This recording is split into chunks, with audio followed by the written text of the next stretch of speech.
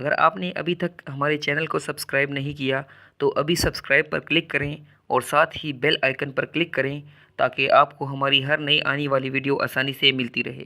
کسی انسان کو دل کا دورہ تب پڑتا ہے جب دل کی جانب گامزن خون کی رفتار میں رکاوٹ پیش آتی ہے۔ عموماً خون کی شریانوں میں رکاوٹ چربی کی وجہ سے بنتی ہے، یعنی ہمارے خون کی رگوں میں موجود چربی کے ننھے ذرات اکٹھے ہو کر خون کی روانی کو آہستہ کر دیتے ہیں، اور یہی رکاوٹ اصل میں دل کے دورے کا باعث بنتی ہے۔ دوستو، دل کے دورے کی علامات میں سب سے پہلی علامت سینے میں شدید درد کی ہوتی ہے۔ سینے میں درد کے ساتھ ساتھ مریض کی سانس خراب ہو جاتی ہے، یعنی اسے سانس لینے میں تکلیف ہوتی ہے۔ اس کے علاوہ دل کے دورے کی علامات میں سینے میں بے تحاشا جلن محسوس ہونا، ٹھنڈا پسینہ آنا، سر چکرانا اور جسمانی کمزوری کے ساتھ ساتھ ٹانگوں کا بے جان ہونا شامل ہے۔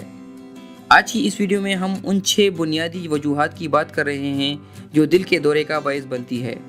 خون میں کولیسٹرول کی زیادتی۔ جیسا کہ ہم نے پہلے ذکر کیا، خون میں نقصان دہ کولیسٹرول کی زیادتی خون کی شریانوں کو تنگ کر دیتی ہے، جس کی وجہ سے خون مناسب مقدار میں دل تک نہیں پہنچ پاتا۔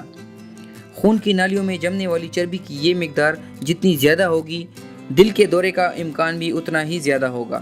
اسی لیے اپنے خون میں کولیسٹرول لیول کا خاص خیال رکھنا چاہیے۔ موٹاپے کا عنصر بھی دل کے دورے سے منسلک ہے۔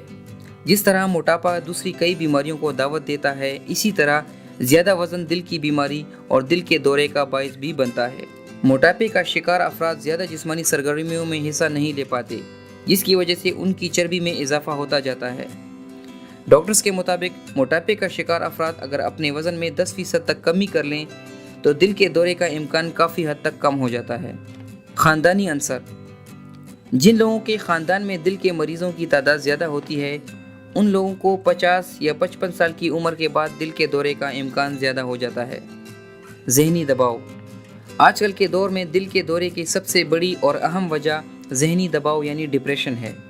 مسلسل ڈپریشن اور ذہنی دباؤ کا ایک بڑا نقصان یہ ہوتا ہے کہ خون کی نالیوں میں تناؤ یعنی سختی کی کیفیت رہنے لگتی ہے اور ان میں قدرتی لچک کم ہو جاتی ہے۔ خون کی شریانوں میں یہ سختی ہارٹ اٹیک کا باعث بنتی ہے۔ اسی لیے جس قدر ممکن ہو خود کو ذہنی دباؤ سے دور رکھنا چاہیے۔ ذیابیطس یعنی شوگر کی بیماری۔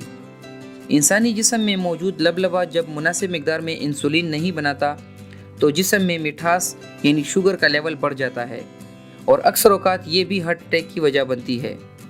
شوگر یعنی ذیابیطس کے عارضے میں مبتلا افراد اپنی روٹین اور جسمانی سرگرمیوں پر بھرپور نظر رکھیں اور کوشش کریں کہ ان کا شوگر لیول زیادہ نہ بڑھنے پائے۔ تمباکو نوشی یعنی اسموکنگ۔ عالمی ادارہ صحت یعنی WHO کے مطابق دنیا بھر میں 60 لاکھ افراد تمباکو نوشی سے ہونے والی بیماریوں میں مبتلا ہو کر مر جاتے ہیں۔ سگریٹ کے دھوئیں میں موجود کاربن مونو آکسائڈ گیس آپ کے خون میں آکسیجن کی کمی کا باعث بنتا ہے۔ یوں ان کا مسلسل استعمال پھیپھڑوں، گردوں کے ساتھ ساتھ دل کی کمزوری کا باعث بھی بنتا ہے۔ مسلسل اور زیادہ عرصے تک اسموکنگ کرنے والے افراد میں ہارٹ اٹیک کا امکان 20 سے 25% تک بڑھ جاتا ہے۔ دوستو، اگر آپ کو آج کی یہ ویڈیو پسند آئی ہو تو اسے لائک کریں اور اپنے دوستوں کے ساتھ شیئر کریں۔ اللہ حافظ۔